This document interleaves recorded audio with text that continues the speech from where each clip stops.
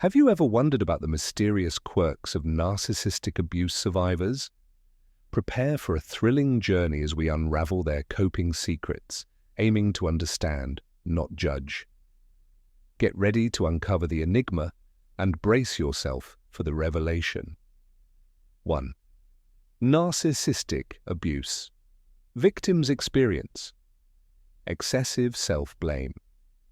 Excessive self-blame is a typical behavior among those who have endured narcissistic abuse.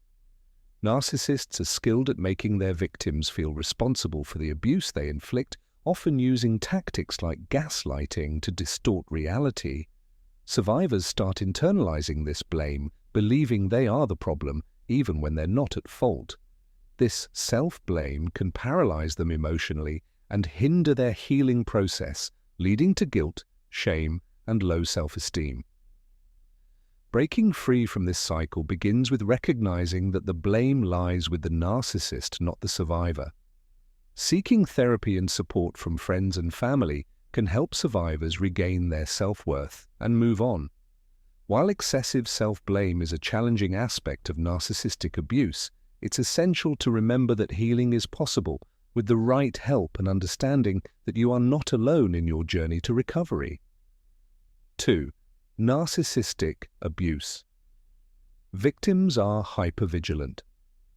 Hypervigilance is typical among individuals who have survived abusive relationships with narcissists.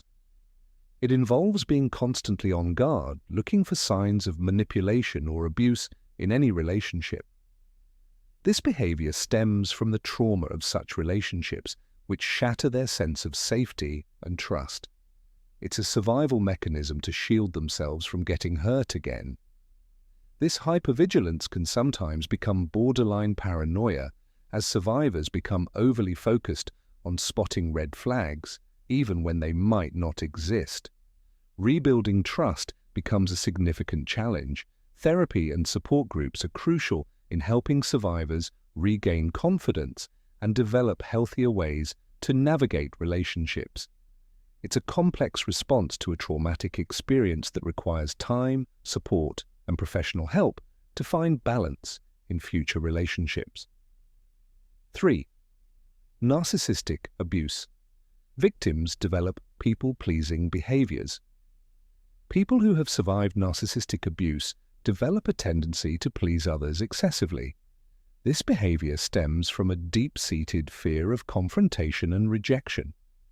Psychologist Abraham Maslow's theory suggests that this need to please is rooted in the desire for love and belonging, which may have been lacking during the abusive relationship.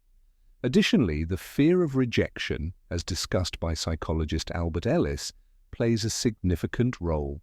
Survivors may worry that if they don't constantly make others happy, they'll face rejection or criticism similar to what they endured from the narcissist. While people-pleasing can serve as a survival mechanism, survivors need to strike a balance between caring for themselves and others to avoid neglecting their well-being. 4. Narcissistic abuse. Victims tend to self-isolate.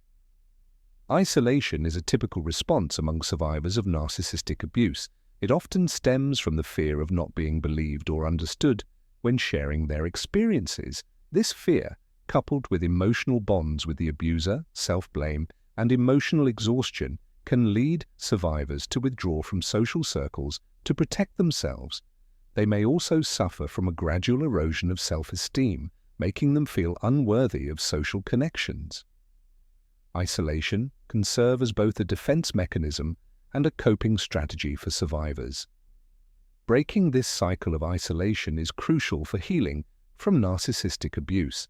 Seeking support from therapists or support groups is essential, as it allows survivors to connect with empathetic individuals who can provide the understanding and validation they need. As psychologist Dr. Ramani Durvasula emphasizes, connecting with others is a significant step toward recovery. 5. Narcissistic abuse victims have boundary issues. Survivors of narcissistic abuse often grapple with boundary issues, which can manifest in peculiar ways. These individuals may let people walk over them or become excessively defensive when someone approaches their boundaries. This behavior stems from the psychological impact of enduring a narcissistic relationship.